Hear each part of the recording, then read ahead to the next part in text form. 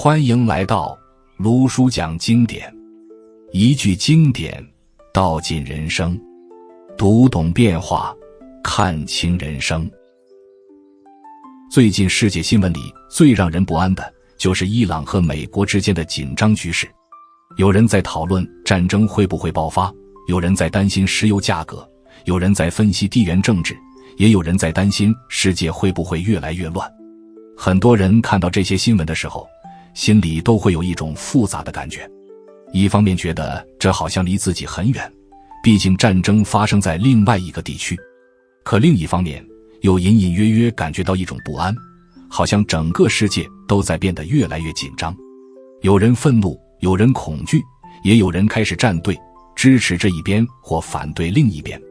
网络上到处都是争论，每个人似乎都有自己的立场。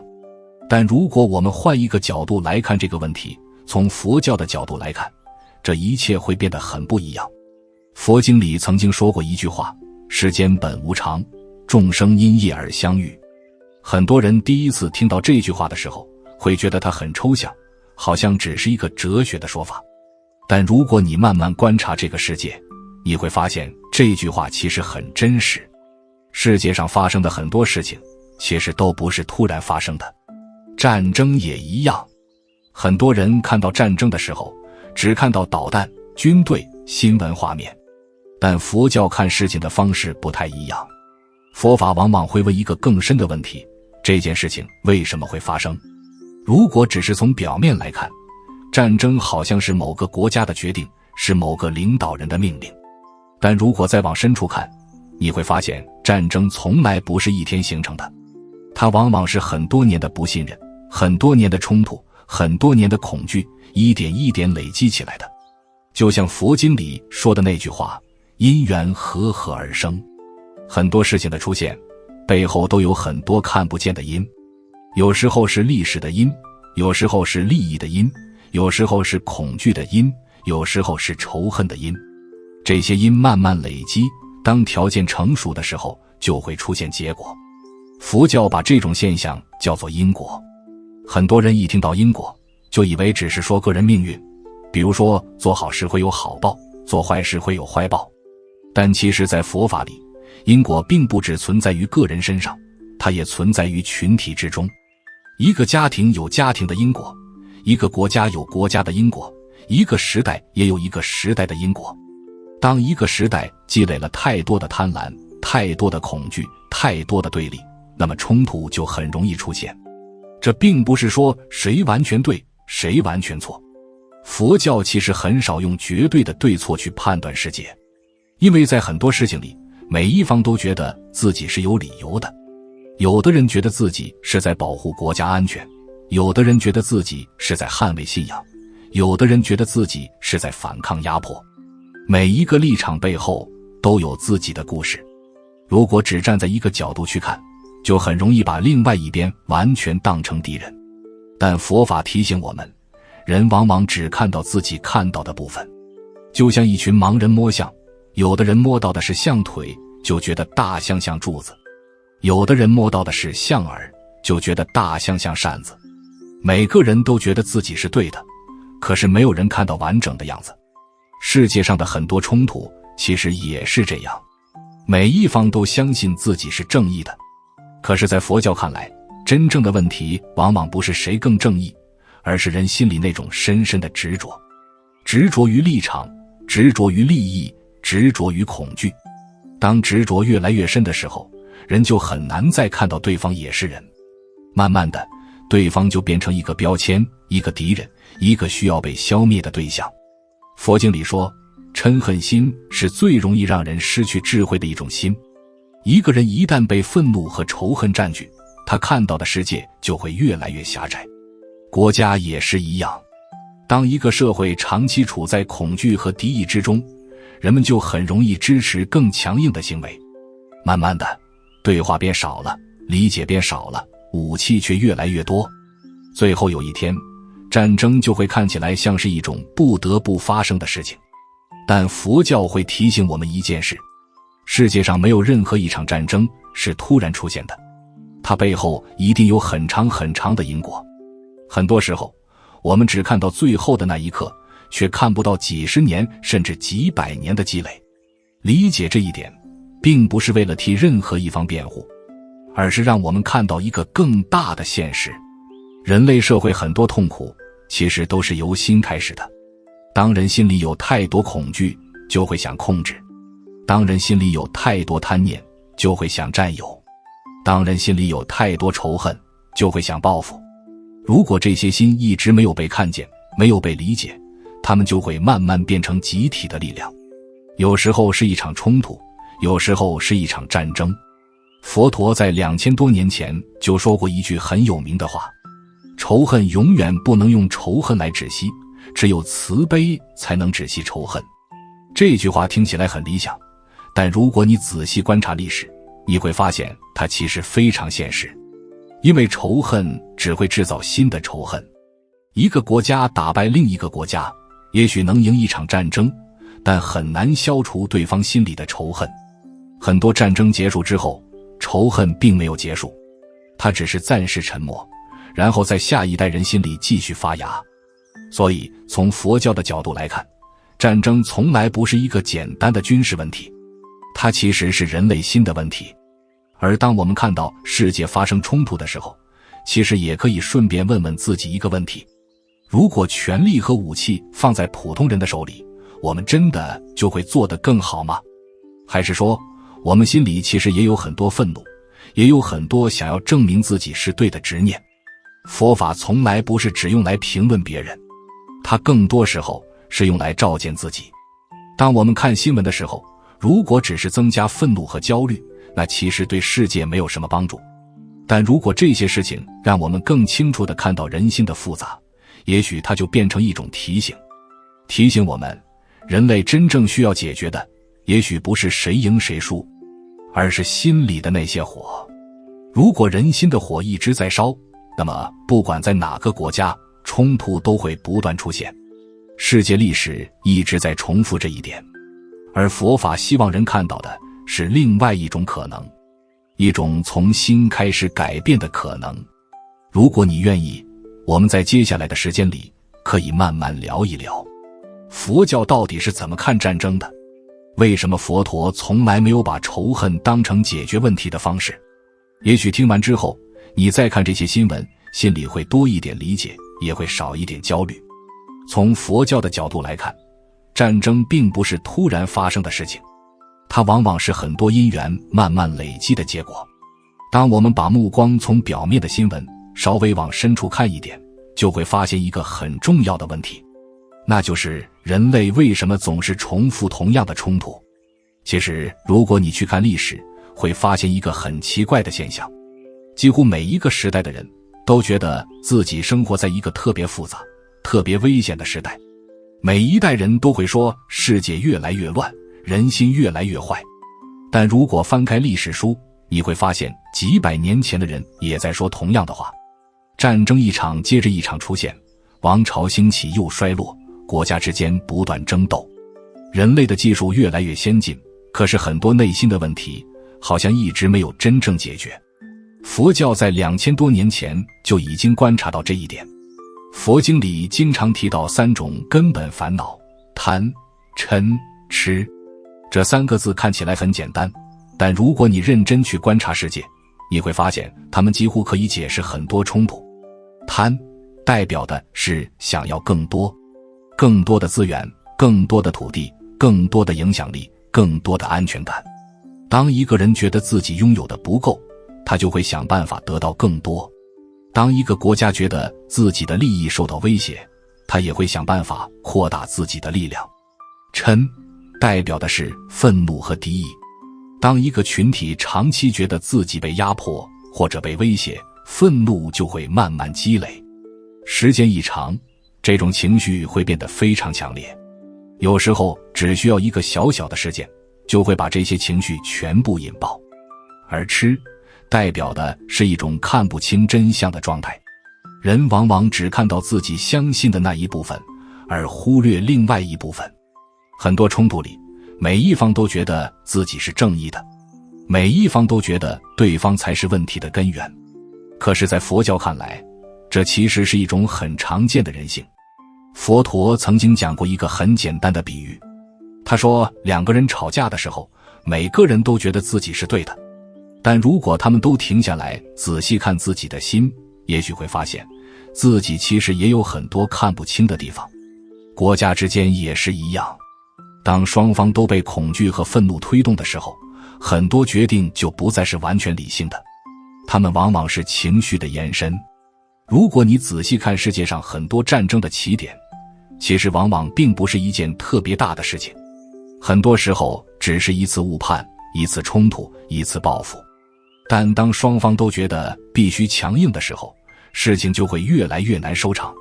佛经里曾经有一句话，人被一支箭射中，本来已经很痛苦了，如果他不赶快把箭拔出来，反而一直追问是谁射的，用什么弓射的，那痛苦只会越来越大。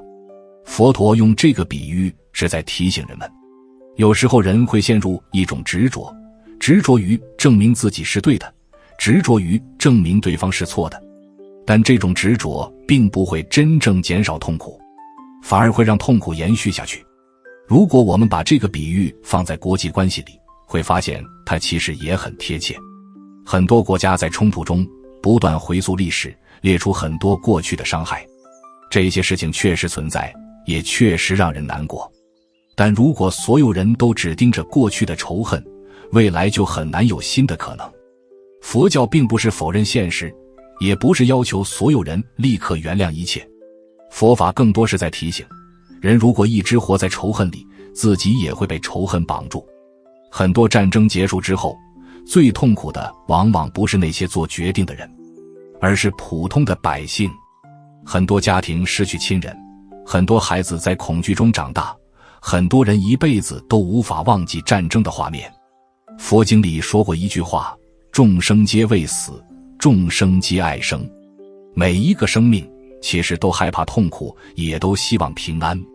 当你从这个角度看世界的时候，就会慢慢发现一件事，所谓的敌人其实也是普通的人，他们也有家人，也有孩子，也有自己的生活，只是因为立场不同，就被放进了不同的阵营。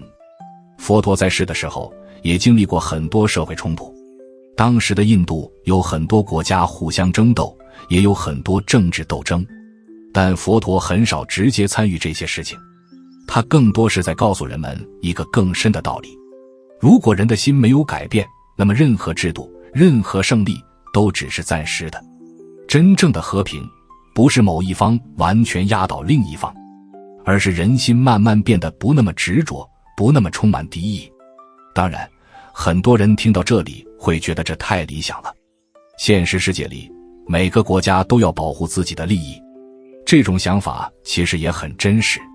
佛教并不是要求人完全脱离现实，但佛法会提醒一件事，如果所有决策都只来自恐惧和敌意，那么冲突就很难停止。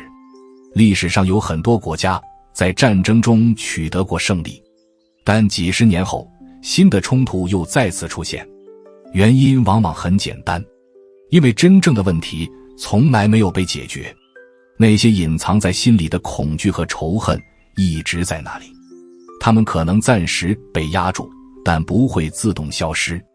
所以佛教在谈和平的时候，往往会提到一个词，慈悲。很多人以为慈悲是一种软弱，但在佛教里，慈悲其实是一种很强大的力量。慈悲并不是说什么都不做，它是一种看见众生痛苦之后，不愿意再增加更多痛苦的心。当一个人真正有慈悲的时候，他在做决定时会多考虑一件事，这件事情会不会让更多人受苦。如果一个社会里有更多人开始这样思考，也许很多事情就会慢慢不同。当然，这种改变不会一夜之间出现，但佛法相信，每一个念头其实都在影响世界。当一个人减少一点仇恨，世界就少一点仇恨；当一个人多一点理解，世界就多一点理解。也许很多人会觉得，个人的改变对世界战争没有什么影响，但佛教一直强调一件事，世界其实就是无数人的心组成的。如果每个人心里的愤怒越来越多，那么整个世界的气氛也会越来越紧张。反过来说，如果越来越多的人开始看见自己的情绪，不再轻易被仇恨带走，那么世界的方向也可能慢慢改变。这并不是一种幻想。历史上很多真正伟大的改变，往往都是从人的内心开始的。所以，当我们看到伊朗和美国之间的紧张局势时，佛教并不会急着站在某一边。佛法更关心的是人类如何才能不再不断重复这种冲突。如果只是换一批人，换一批国家，重复同样的故事，那其实谁都没有真正赢。而佛陀当年想告诉人类的，也许正是这一点。真正需要改变的，并不是地图上的边界，而是人心里的边界。佛陀当年对于战争，其实也有过非常直接的一次回应。那次故事，很多佛教经典里都提到过。在佛教经典里，其实有一个很有名的故事，经常被后人提起。这个故事发生在佛陀还在世的时候，当时有2个国家，因为一条河的水源问题，差一点爆发战争。这2个国家，一个叫释迦族，一个叫居利族。2个国家的人都依靠同一条河灌溉农田。那一年天气特别干旱，河水变得越来越少。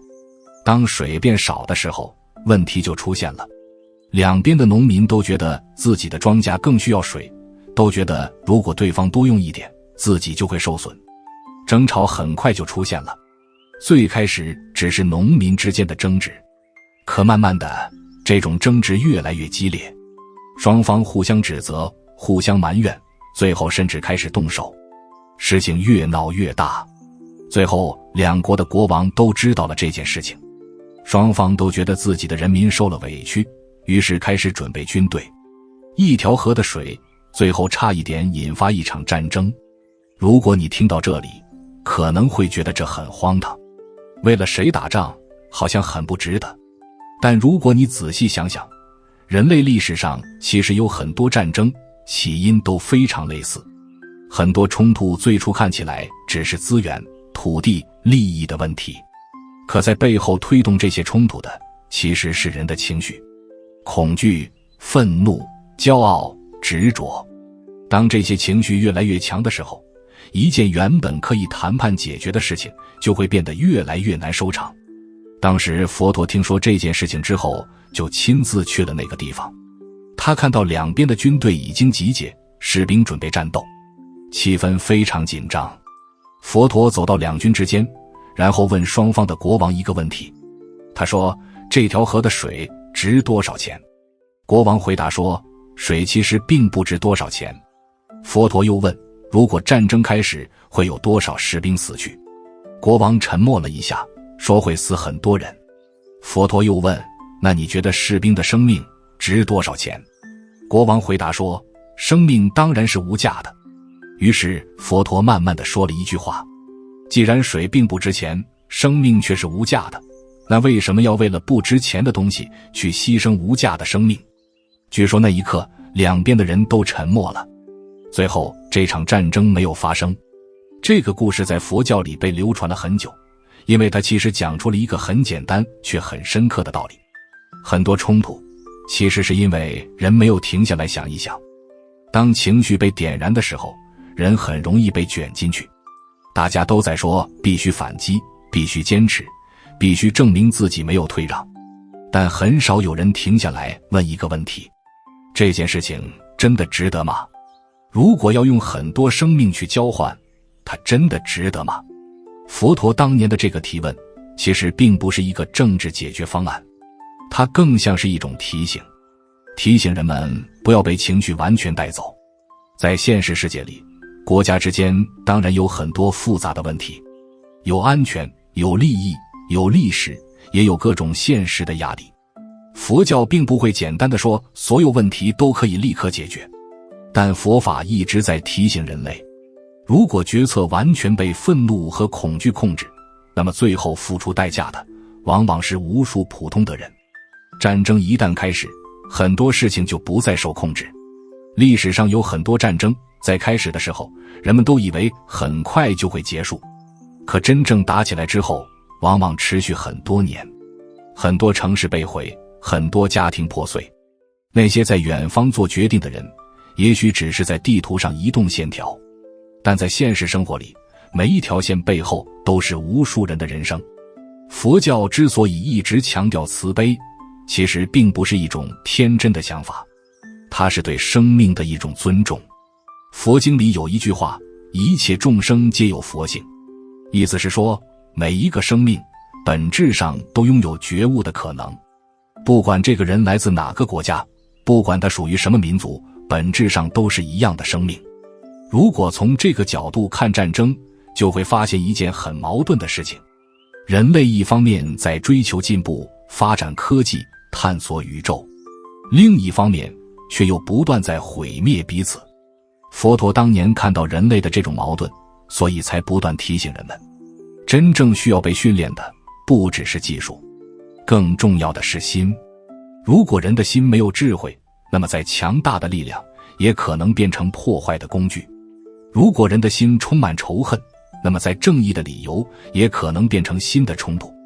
所以在佛教的修行里，有一项非常重要的练习，那就是观心，观察自己的心。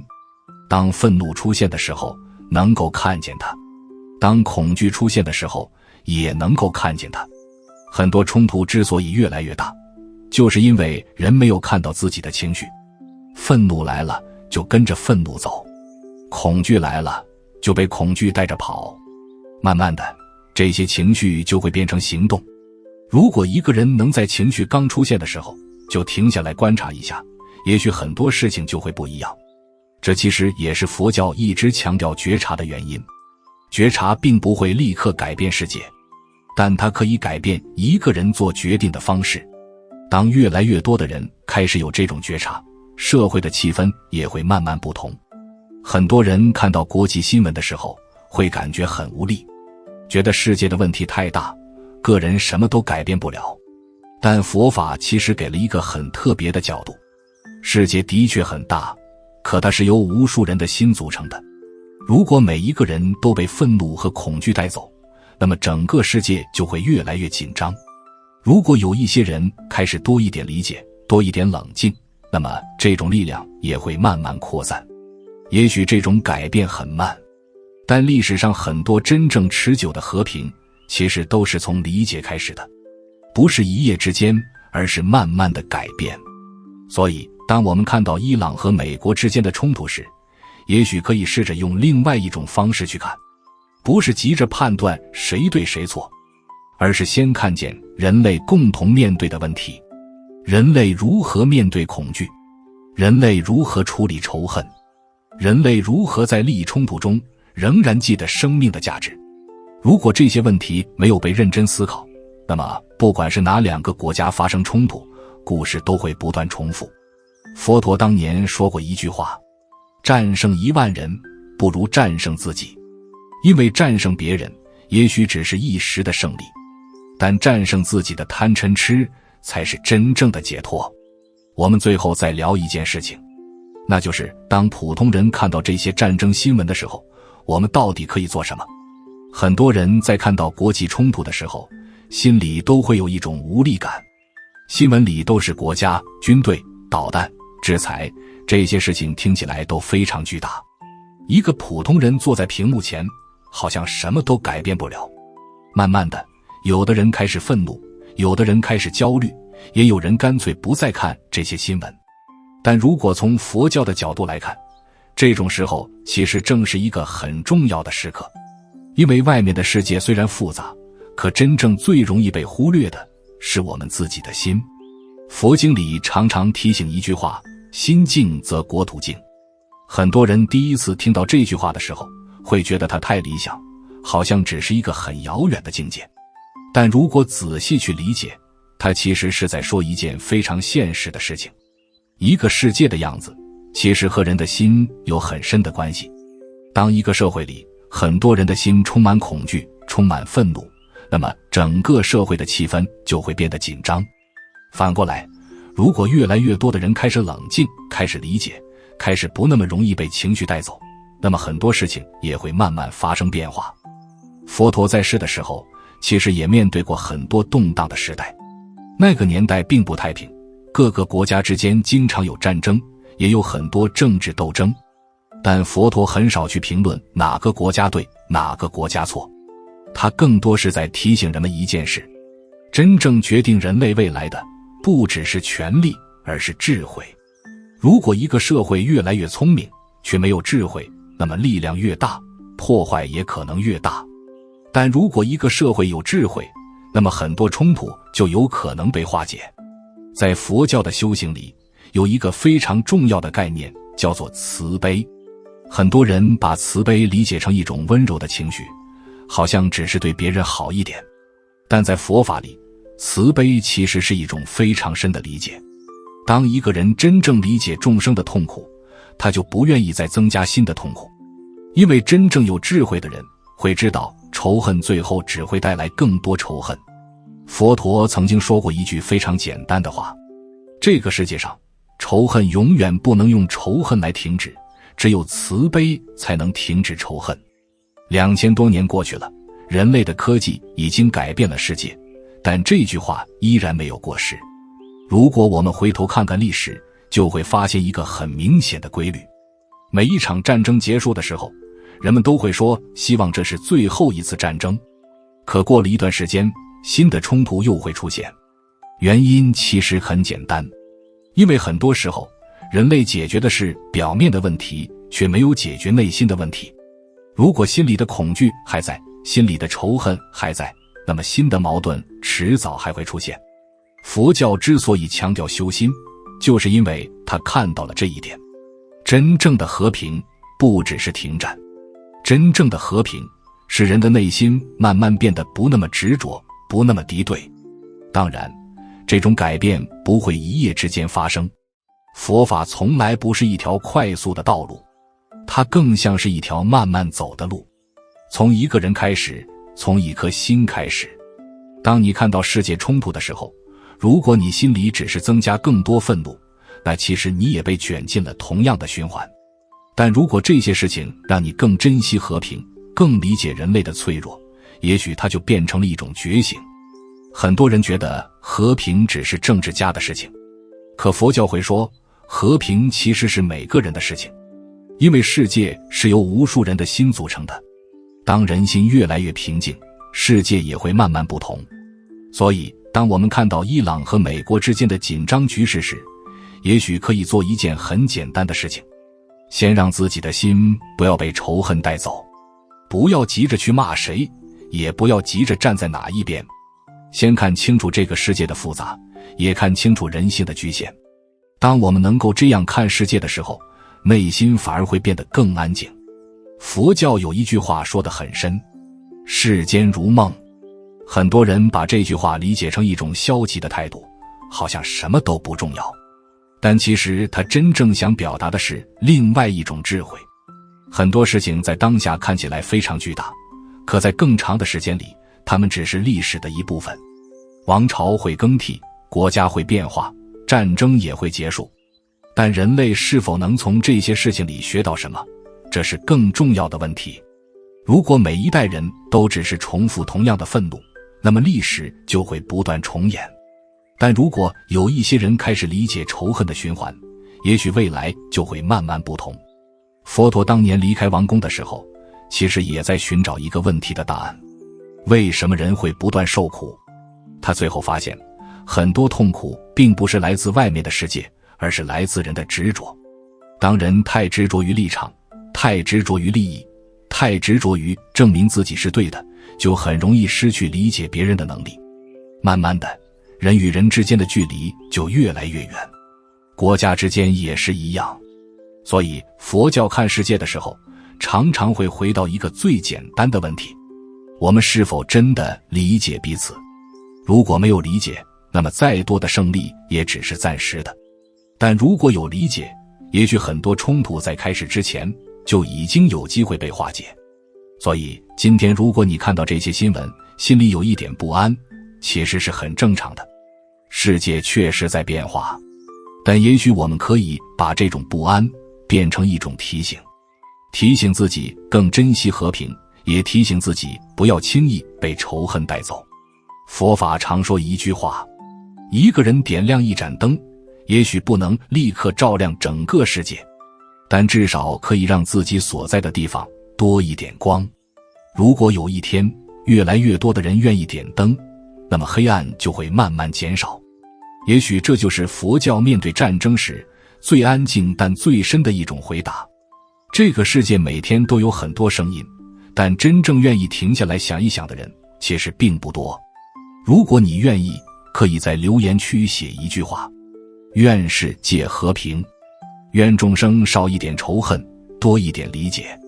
或者写下你此刻最真实的一句话，我也很想看看大家在这个时刻心里都在想什么。如果这一集对你有所提醒，欢迎订阅卢叔讲经典，并开启小铃铛，让经典的话在你需要的时候再次出现。用经典照见人心，用时间验证智慧。我们下节课再见。